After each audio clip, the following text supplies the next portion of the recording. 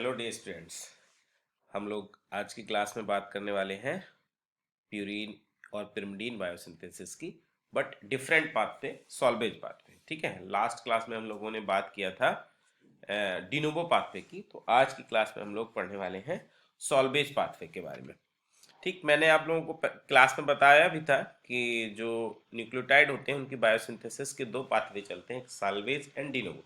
De novo pathway में मतलब जो प्रीकर्सर कंपोनेंट हैं उनसे हम नए न्यूक्लियोटाइड्स की सिंथेसिस होती है, ये पढ़ते हैं। सॉल्वेज पाथवे में जो हमारे न्यूक्लिक एसिड्स हैं, डीएनए और आरएनए। ठीक, न्यूक्लिक एसिड कौन कौन से होते हैं? DNA and RNA. ये डीएनए और आरएनए जब ब्रेक हो जाते हैं, ठीक है, इनका डिग्रेडेशन होता है, तो ये अपने कंपोनेंट्स में ब्रेक हो जाएंगे। कंपोनेंट यानी नाइट्रोजन बेस हमारे क्या होंगे? सेपरेट हो जाएंगे। ठीक, इन नाइट्रोजन बेसिस से न्यूक्लियोटाइड्स का बनना, ठीक, हमारा आता है सॉल्वेज पाथवे के अंतर्गत। डिनोवो पाथवे में हमने देखा कि किस तरह से नाइट्रोजन बेस का फॉर्मेशन हो रहा है। भाई हमने देखा कि प्यूरीन में दोनों रिंग का फॉर्मेशन किस तरीके से हुआ, पिरिमिडीन में किस तरह से हमारी रिंग बनी। तो वहाँ हम प्रीकर्सर कंपोनेंट से स्टेप बाय स्टेप किस तरह से हमारे नाइट्रोजन बेसिस बने, फिर वो हमारे राइबोस शुगर के साथ अटैच हुए, तब हमारा न्यूक्लियोटाइड का फॉर्मेशन हुआ। बट साल्वेज पाथवे में हम बात करते हैं कि जो हमारे न्यूक्लिक एसिड थे वो जब डिग्रेड हो जाएंगे तो शुगर अलग हो जाएगी, ठीक है, फास्फेट अलग हो जाएगा, हमारे नाइट्रोजन बेसिस अलग हो जाएंगे, तो वो दोबारा से असेंबल हो जाए, दैट इज साल्वेज पाथवे। ठीक, तो अब हम बात कर लेते हैं साल्वेज पाथवे में। साल्वेज पाथवे हम, ठीक है, आज हम साल्वेज पाथवे की बात करें बच्चों ना, तो साल्वेज पाथवे हम पहले देख लेते हैं प्यूरीन्स के लिए। प्यूरीन बायोसिंथेसिस में साल्वेज, ठीक, प्यूरीन की बायोसिंथेसिस देखिए। एक चीज और मैंने आप लोगों को लास्ट क्लास में बताया था कि जो साल्वेज हमारा de novo pathway mostly hepatic sales में चलता है। ठीक, ये देखिए, यहाँ मैंने लिखा है साल्वेज पाथवे अकर्स प्राइमरी इन एक्स्ट्रा हिपैटिक सेल्स। ठीक है, लीवर के अलावा भी और प्लेसेस पर हमारा एक्स्ट्रा हिपैटिक सेल्स में हमारा किस तरह का पाथवे होगा? सॉल्वेज पाथवे होगा। ठीक, ठीक है, तो इस पाथवे के अंदर मेनली टू एंजाइम्स वर्क करते हैं। हम प्यूरीन बायोसिंथेसिस की मैं बात कर रहा हूं, तो प्यूरीन बायोसिंथेसिस में मेनली टू एंजाइम्स होते हैं जो सॉल्वेज पाथवे में इन्वॉल्व होते हैं। One is APRT, adenine phosphoribosyl transferase. ठीक, जैसा देखिए नाम है, एडनीन फास्फोराइबोसिल ट्रांसफरेज, मतलब ये है कि ये राइबोसिल ट्रांसफरेज जो हमारा राइबोसिल फास्फेट होता है उसका ट्रांसफर कर देगा एडनीन पर, तो हमारा एडनीन न्यूक्लियोटाइड बन जाएगा। ठीक, दूसरा एंजाइम इस पाथवे में इन्वॉल्व होता है एचजीपीआरटी, हाइपोजेंथिन ग्वानिन फास्फोराइबोसिल ट्रांसफरेज। ठीक, अब हमने देखा, देखिए हमारा न्यूक्लिक एसिड का ब्रेकडाउन हो गया, नाइट्रोजन बेसिस सेपरेट हो गया। ठीक, तो जो प्यूरीन है, हमारे प्यूरीन में हमारे दो नाइट्रोजन बेसिस होते हैं, एडनीन एंड ग्वानिन। ठीक है, तो अब हुआ क्या, देखिए ये एडनीन है हमारा, ठीक, ये हमारा क्या है? 5 फास्फेट राइबोसिल पायरोफास्फेट। ठीक, पीआरपीपी, इसके बारे में हमने बहुत पढ़ा। ये हमारा राइबोज 5 फास्फेट से पीआरपीपी बनता है और वो पीआरपीपी हमारा यूटिलाइज होता है। ठीक, इस पीआरपीपी को एडनीन पर ट्रांसफर कर देंगे तो हमारा एएमपी बन जाएगा, यही हमको बनाना है। तो इसको, इस एडनीन पर पीआरपीपी को ट्रांसफर करने के लिए हमको जरूरत होती है एंजाइम कौन सा? एपीआरटी, एडनीन फास्फोराइबोसिल ट्रांसफरेज। पीआर मतलब फास्फोराइबोसिल, यानी राइबोज 5 फास्फेट हमारा, देखिए ये राइबोज 5 फास्फेट। ठीक है, ये हमारा क्या है? राइबोज 5 फास्फेट हो गया, ये हमारा एडनीन हो गया। इस एडनीन को राइबोसिल 5 फास्फेट पे ट्रांसफर, एक हमारा देखिए क्योंकि ये पायरोफास्फेट यहाँ से रिलीज हो गया, तो वन स्टेप में ये रिएक्शन कंप्लीट हो गया, हमारा बन गया ये एडनीन मोनोफास्फेट, एएमपी बन गया। ठीक है, एडनीन का न्यूक्लियोटाइड का फॉर्मेशन इस तरीके से हो गया, that is this is salvage pathway. Clear? Second enzyme मैंने बताया कि यहां पर काम करता है हमारा एचजीपीआरटी।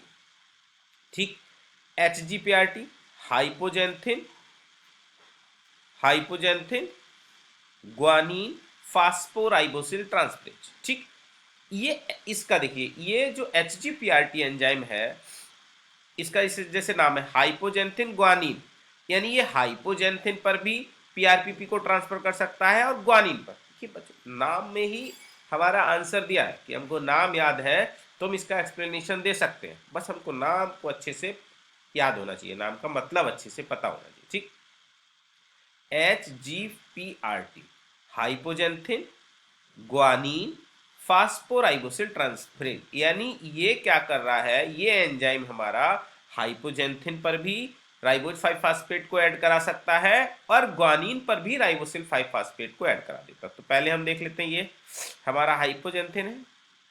ठीक, हाइपोजेंथिन पर वही पीआरपीपी का रिएक्शन हुआ, क्योंकि हमको जो राइबोज 5 फास्फेट है वो कहां से मिलेगा, पीआरपीपी से ही मिलेगा। ठीक है, हमारा राइबोज 5 फास्फेट डायरेक्ट ऐड नहीं हो सकता, इसीलिए हमें राइबोज 5 फास्फेट को पहले उसको फास्फोराइबोसिल 5 फास्फेट में कन्वर्ट करना पड़ता है। ये हमने डिनोवो पाथवे में भी देखा था। ठीक है, वही एंजाइमेटिक स्टेप में हमारा राइबोज राइबोज 5 फास्फेट और फास्फोराइबोसिल पायरोफास्फेट में कन्वर्ट होता है, ये हम पढ़ चुके हैं। ठीक है, तो उसको दोबारा बताने की आवश्यकता यहाँ नहीं है।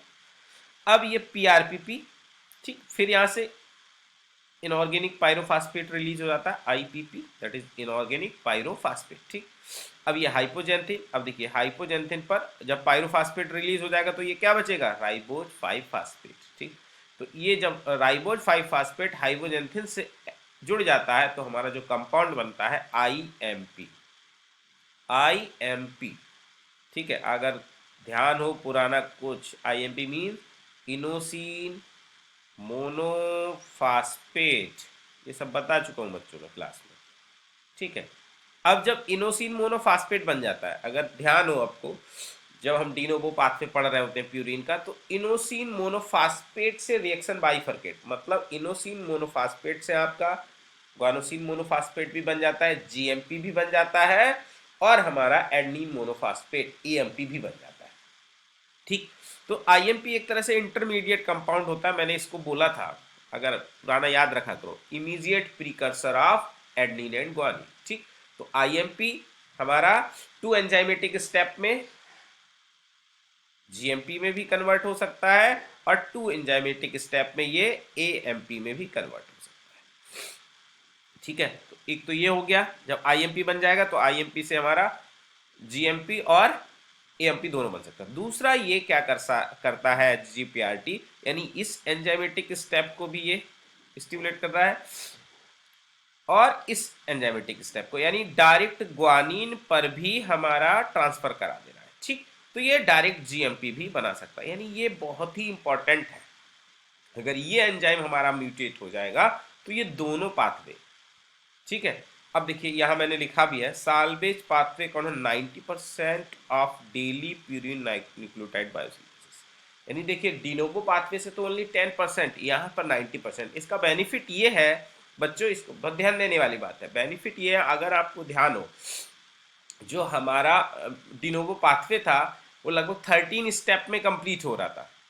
ठीक है, 13 स्टेप, और उसमें लगभग 9 से 10 एटीपी खर्च हो रहे थे, यहाँ पर एटीपी खर्च नहीं हो रहा है।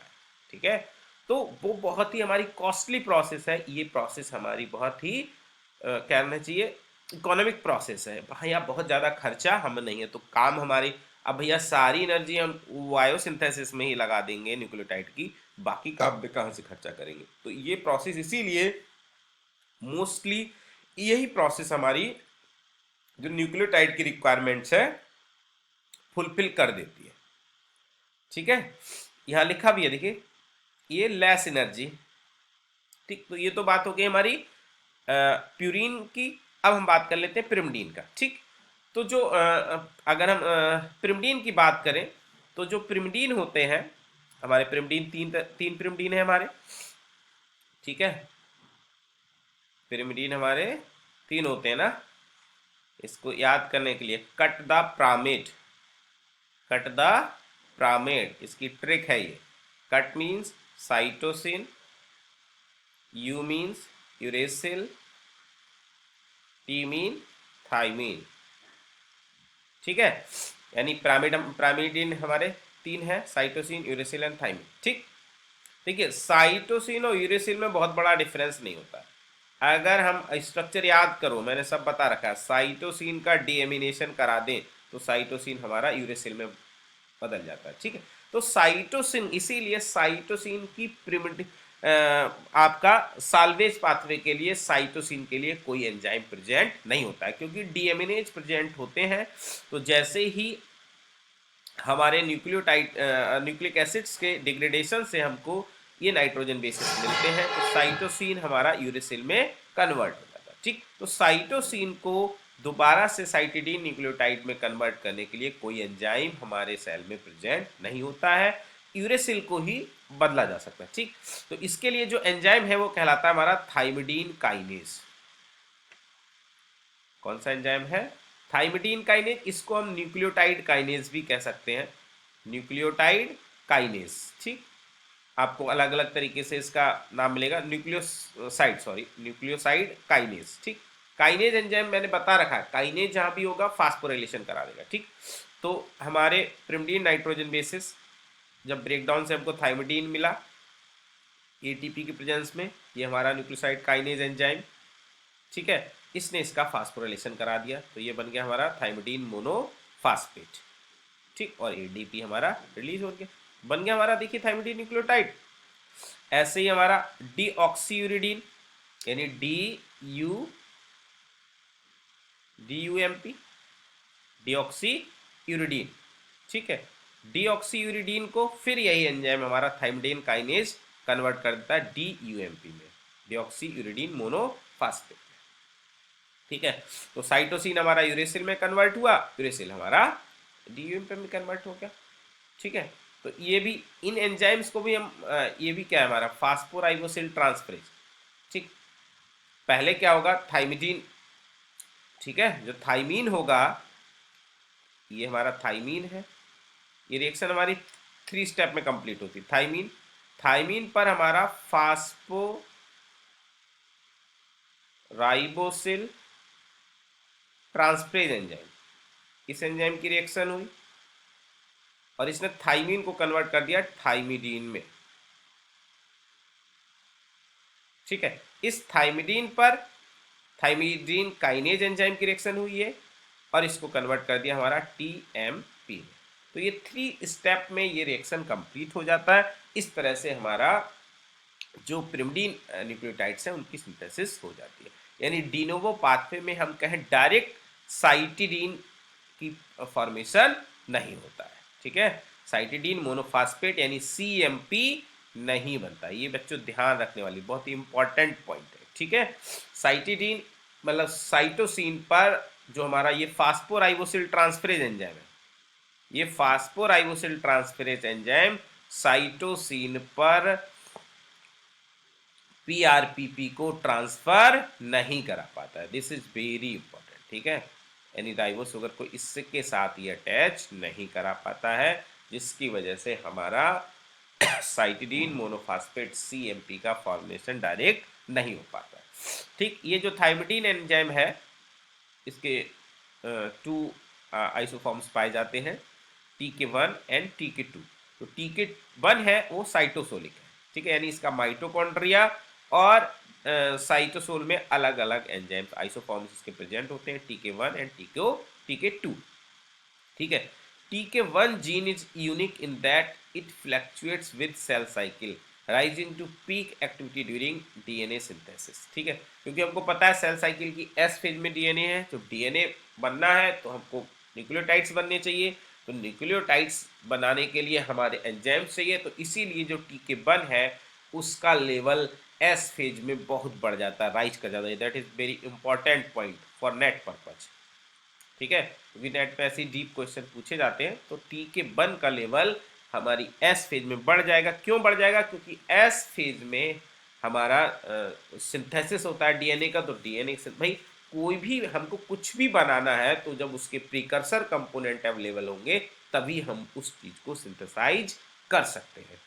ठीक है, तो ये हमारी बात हो गई डिनोवो साल्वेज पाथवे की। अब हम इस साल्वेज पाथवे से रिलेटेड डिजीज है उसकी बात करें